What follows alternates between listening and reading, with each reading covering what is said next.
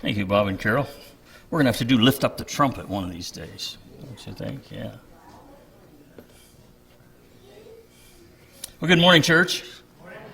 It won't surprise you at all to learn that there's a love story in the Bible. In fact, there's several love stories in the Bible.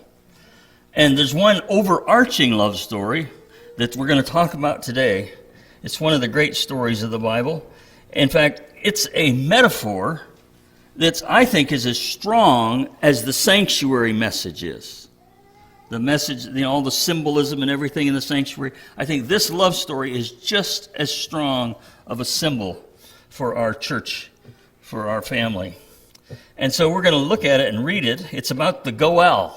That's the Hebrew word for kinsman redeemer. The Goel. It's a noun and it's a verb. I have goeled you. I have redeemed you. The word redeemer is Goel.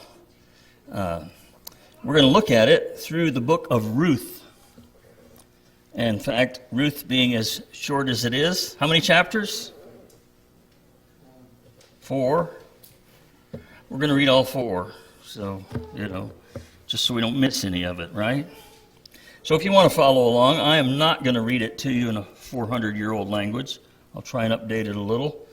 But you'll be able to follow along no matter what version you've got. And as we read it, I want you to look for the analogies that are in there. And at the end, we'll recap them here. So once upon a time, that's a good way for a story to start out, isn't it?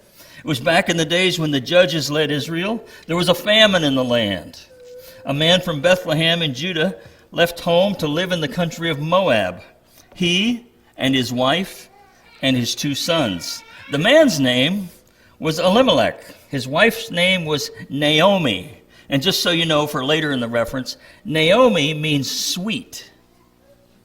So when she says, don't call me sweet, call me bitter, you'll understand the contrast there. Naomi means sweet. His sons were named Mahlon and Chilion, all Ephraites from Bethlehem in Judah. And they went to the country of Moab and settled there. Now they didn't sell the family farm like we would think of it today when they left.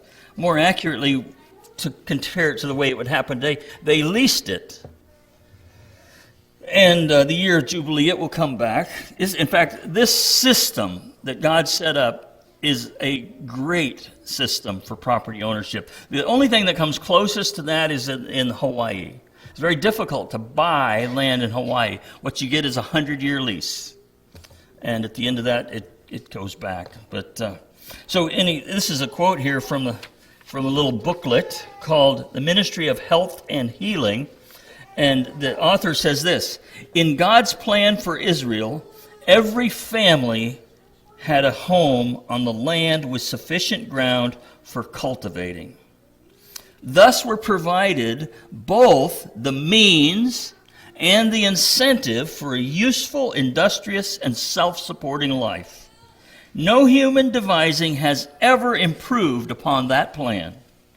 The world's departure from it has caused to a large degree the poverty and distress that exists today. So they go to Moab. Elimelech dies. Naomi is left, she and her 2 sons. Now the sons took 2 Moabite wives. The name of the first was Orpah, and the second was Ruth. Did they have counsel against marrying someone from another country? Yeah. The truth of the matter is, you will make friends from those you associate with. Your best friends will come from your circle of friends, and people will marry from among their best friends. So choosing who your children associate with is the strongest thing you can do toward directing a happy marriage for your children. And remember, no matter what your age, no evangelistic dating. And no sleepovers, okay? It's the number 1 area for abuse, sleepovers. None of that. Stop it. So they lived there in Moab for the next 10 years. But then the 2 brothers, Mahlon and Chilion, died. Now the woman, Naomi, was left without either her young men or her husband. One day she got herself together and she and her 2 daughters-in-law to leave the country of Moab and set out for home. She'd heard that God had been pleased to visit his people and give them food. So she started out from the place she had been living, she and her 2 daughters-in-law with her, on the road back to the land of Judah. After a short while on the road, Naomi told her 2 daughters-in-law, "Go back, go home, live with your mothers, and may God treat you as graciously as you have treated your deceased husbands and me. May God give each of you a new home and a new husband." And she kissed them, and they cried openly. They said, "No, we're going on with you to your people." But Naomi was firm. "Go back, my dear daughters. Why would you come with me? Do you suppose I still have sons in my womb who can become your future husbands? Go back, dear daughters, on your way, please. I'm too old to get a husband. Even if I said there's still hope, and this very night got a man and had sons, can you imagine being satisfied to wait until they were grown? Would you wait that long to get married again? No, dear daughters, this is a bitter pill for me to swallow, more bitter for me than for you. God has dealt me a hard blow." So again they cried openly, and Orpah kissed her mother-in-law goodbye, but Ruth embraced her and held on. Naomi said, "Look, your sister-in-law is going back home to live with her own people and God's. Go with her." But Ruth said, "Don't force me to leave you. Don't make me go home. Where you go, I go, and where you live, I'll live. Your people are my people, and your God is my God. And where you die, I'll die. And that's where I'll be buried. So help me God. Not even death itself is going to come between us." When Naomi saw that Ruth had her heart set on going with her, she gave in. And so the 2 of them traveled together to Bethlehem. When they arrived in Bethlehem, the whole town was soon buzzing. "Is this really our Naomi? And after all this time?" But she said, "Don't call me Naomi or sweet. Call me bitter. The strong one, and God, has dealt me a bitter blow. I left here full of life, and God has brought me back with nothing but the clothes on my back. Why would you call me Naomi? God certainly doesn't. The strong one ruined me." And so Naomi was back, and Ruth the foreigner with her. Back from the country of Moab, they arrived in Bethlehem at the beginning of the barley season. Chapter 2. So it happened that Naomi had a relative by marriage, a man prominent and rich, connected with Elimelech's family, and his name was Boaz. One day Ruth the Moabite foreigner said to Naomi, "I'm going to go to work. I'm going out to glean among the sheaves, following after some harvester who will treat me kindly." If you want to know more about the culture that produced this, what term we call gleaning, you'll find that in Leviticus chapter 19 and Leviticus chapter 23. There were certain rules for gleaning. I have a friend who'd moved to Idaho, and she just said that the potato harvest is over, and now everybody is free to go out into the fields and dig potatoes. And there are literally millions of pounds of potatoes available. You can glean as much as you want. I don't suppose anybody in Idaho buys potatoes if they can just walk out and pick them out of the field. And yet I know better. There's people who won't go pick it out of the field even if it's laying right there. So Naomi said, "Go ahead, dear daughter." And so she set out, and she went and started gleaning in a field, following in the wake of the harvesters. Eventually, she ended up in the part of the field owned by Boaz, her father-in-law Elimelech's relative. And a little later in the day, Boaz came out from Bethlehem, greeting his harvesters, "God be with you." And they replied, "And God bless you." And then Boaz asked his young servant, who was foreman over the farm hands, "Who is this young woman? Where did she come from?" And the foreman said, "Why, that's the Moabite girl, the one who came with Naomi from the country of Moab. She asked permission. 'Let me glean,' she said, 'and gather among the sheaves following after your harvesters.' And she's been at it steady ever since, from early morning till now, without so much as a break." So then Boaz spoke to Ruth, "Listen, my daughter, from now on, don't go to any other field to glean. Stay right here in this one, and stay close to my young women. Watch where they are harvesting and follow them, and don't worry about a thing. I've given orders to my servants not to harass you. When you get thirsty, feel free to go and drink from the water buckets that the servants have filled. He's offering her protection. Protection from harassment. Protection from rape. Do you think the poor get picked on more than others? Absolutely. We see it in our culture even today, don't we? You go downtown and you'll see banks, but then you'll see these check cashing places, right? Who do they prey on? The poor. We need to teach our daughters how to deal with harassment, how to defend themselves and others. We need to learn to speak up for those who can't defend themselves. God has a special place for widows and orphans, and so should we. So verse 10, she dropped to her knees, then bowed her face to the ground. How does this happen that you should pick me out and treat me so kindly? Me, a foreigner. Boaz answered and said, I've heard all about you, heard about the way you treated your mother-in-law after the death of her husband, and how you left your father and mother in the land of your birth and have come to live among a bunch of total strangers. God reward you well for what you've done, and with a generous bonus besides from God, to whom you've come seeking protection under his wings. She said, Oh, sir, such grace, such kindness, I don't deserve it. You've touched my heart, treated me like one of your own, and I don't even belong here. After the lunch break, Boaz said to her, Come over here, eat some bread, dip it in the wine. And so she joined the harvesters, and Boaz passed the roasted grain to her. She ate her fill, and even had some left over. When she got up to go back to work, Boaz ordered his servants, Let her glean where there's still plenty of grain on the ground. Make it easy for her.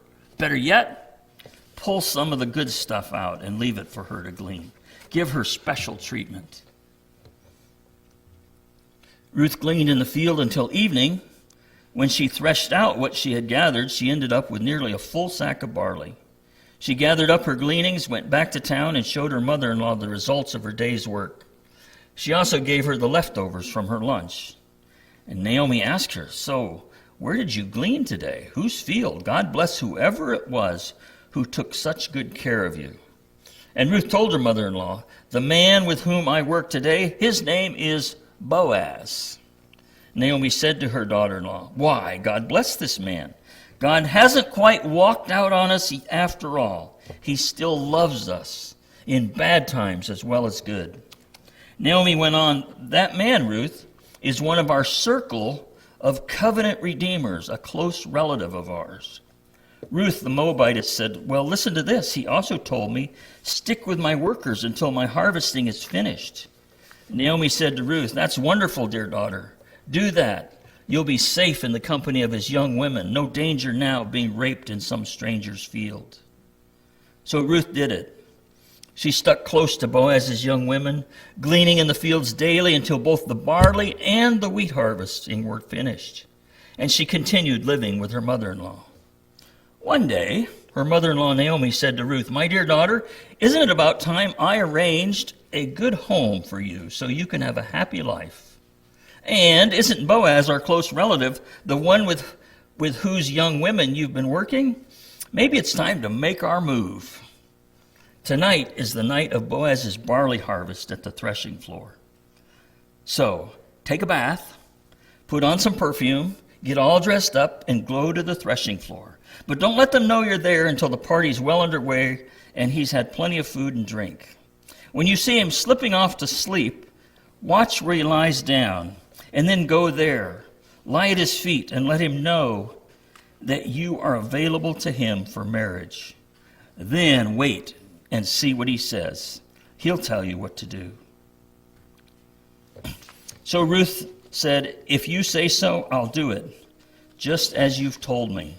She went down to the threshing floor and put her mother-in-law's plan into action. Boaz had a good time eating and drinking his fill. He felt great. Then he went off to get some sleep. Lying down at the end of the stack of barley, Ruth quietly followed. She lay down to signal her availability for marriage. In the middle of the night, the man was suddenly startled and sat up. In other versions it says she uncovered his feet. You know how your feet get cold in the middle of the night? Yeah. And he said, what in the world? This woman asleep at his feet. And he says, who are you? And she said, I am Ruth, your maiden. Take me under your protecting wing. What she's saying there is please cover me. She's asking for the robe to cover. She's asking for the blanket. This is actually her most vulnerable spot. This is where she's fully surrendered to whatever he does.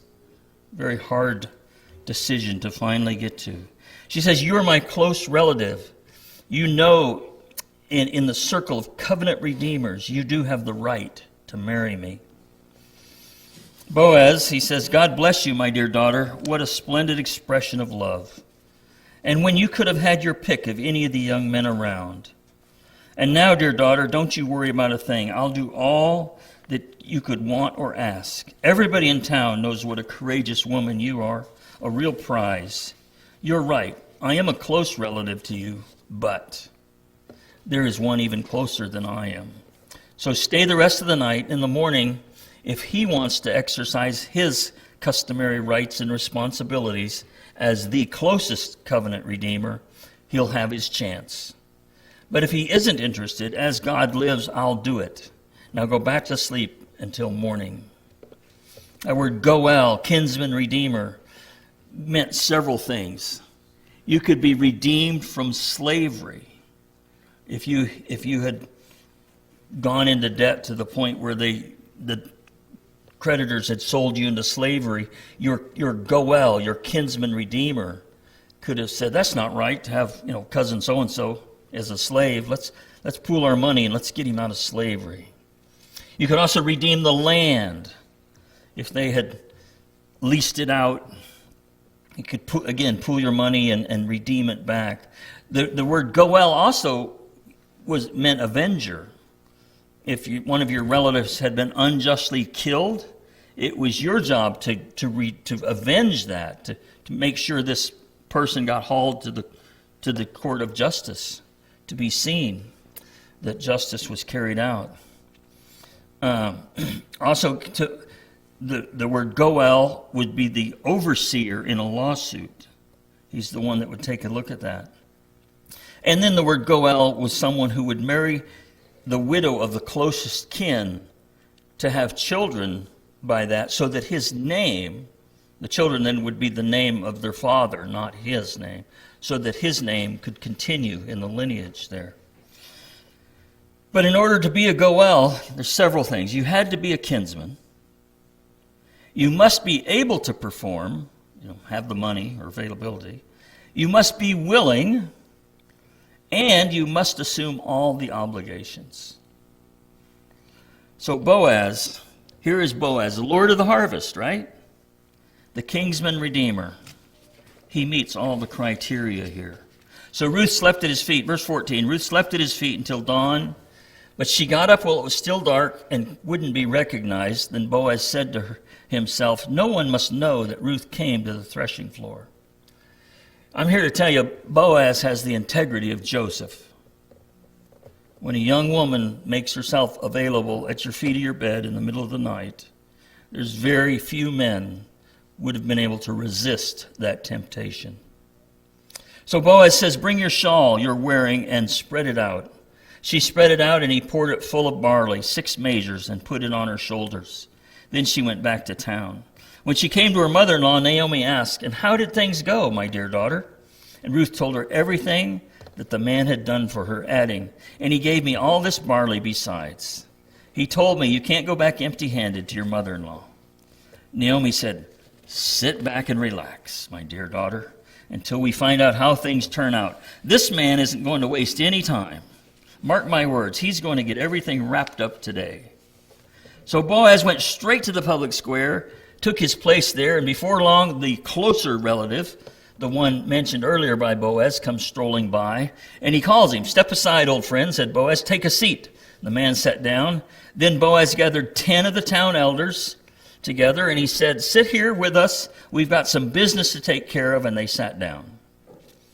Boaz then said to his relative, "The piece of property that belonged to our relative Elimelech is being sold by his widow Naomi, who has just returned from the country of Moab. I thought you ought to know about it and buy it back if you want it. You can make it official in the presence of those sitting here and before the town elders. You have first redeemer rights. If you don't want it, tell me so I'll know where I stand. You're first in line to do this, and I'm next after you." And he said, "I'll buy it." Then Boaz says, "Well, you realize, don't you, that when you buy the field from Naomi, you also get Ruth the Moabite, the widow of our dear dead relative, along with the Redeemer responsibility to have children with her to carry on the family inheritance." Then the relative said, "Oh, I can't do that. I'd jeopardize my own family's inheritance. You go ahead and buy it. You can have my rights. I can't do it." In the olden times in Israel, this is how they handled official business regarding matters of property and inheritance. The man would take off his shoe, give it to the other person, and this was the same as an official seal or personal signature in Israel. You want to read the details of that, you go back to Deuteronomy 25 and verse 5 and 6. It says, "When brothers are living together and one of them dies without having had a son, the widow of the dead brother shall not marry a stranger from outside the family. Her husband's brother is to come to her and marry her and do the brother-in-law's duty by her. The first son that she bears will be named after her dead husband, so that his name won't die out in Israel. But if the brother doesn't want to marry his sister-in-law, she's to go to the leaders at the city gate and say, 'My brother-in-law refuses to keep his brother's name alive in Israel. He won't agree to do the brother-in-law's duty by me.' And then the leaders will call for the brother and confront him.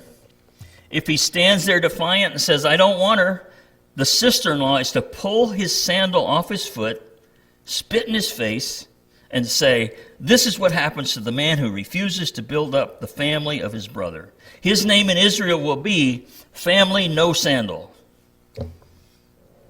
So when Boaz's redeemer relative said, 'Go ahead and buy it,' he signs the deal by pulling off his shoe. And then Boaz then addresses the elder and all the people in the town square that day and says, 'You are witnesses today that I have bought from Naomi everything that belonged to Elimelech and Kilian and Mahlon, including responsibility for Ruth the foreigner, the widow of Mahlon. I'll take her as my wife and keep the name of the deceased alive along with his inheritance. The memory and reputation of the deceased is not going to disappear out of his family or from his hometown. To this you are witnesses this very day.' And all the people in the town square that day backed up the elders, said, 'Yes, we're witnesses. May God make this woman who is coming into your household like Rachel and Leah, the two women who built the family of Israel. May God make you a pillar in Ephrathah and famous in Bethlehem. With the children God gives you from this young woman, may your family rival the family of Perez, the son Tamar bore to Judah.'" So that's extra credit. You have to go read the story of Tamar. But if you remember reading the Bible, you remember at some point there's a story of a woman pregnant with twins, right? And they're being born, and the one twin sticks his hand out, and they tie a little red ribbon on it. And then he pulls his hand back in, and then the other twin comes out first. And the name of that twin, the one that came out first, his name is Perez. The word Perez means breakout. He came out first. And the name of the other one means, Zerah means bright. So Perez is Boaz's great-great-great-grandfather. So hence the blessing that comes there. So Boaz married Ruth. She became his wife. Boaz slept with her. And by God's gracious gift, she conceived and had a son.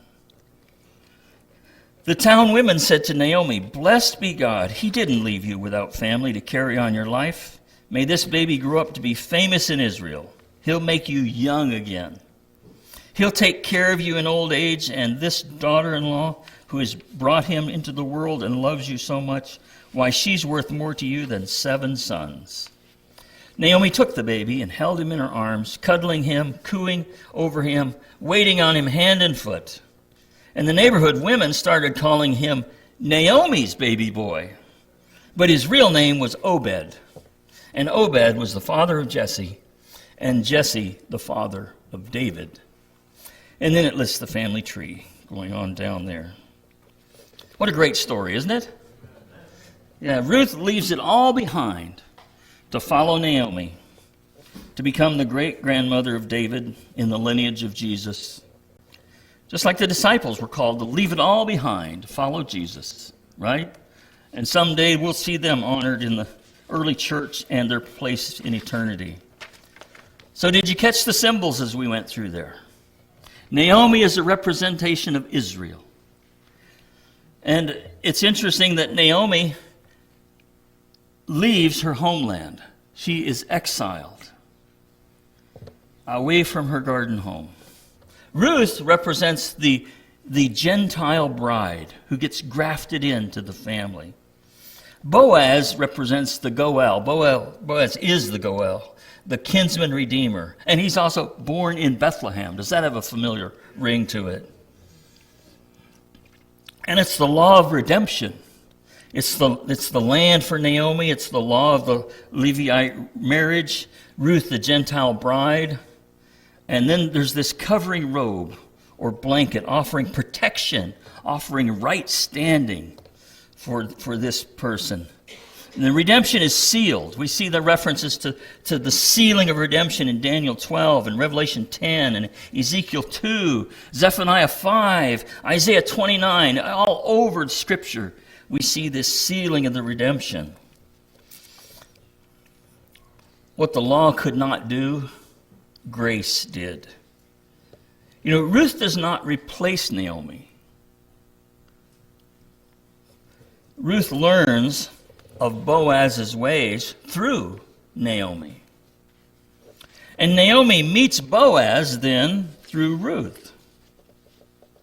And no matter how much Boaz loved Ruth, he waited for her to make her move.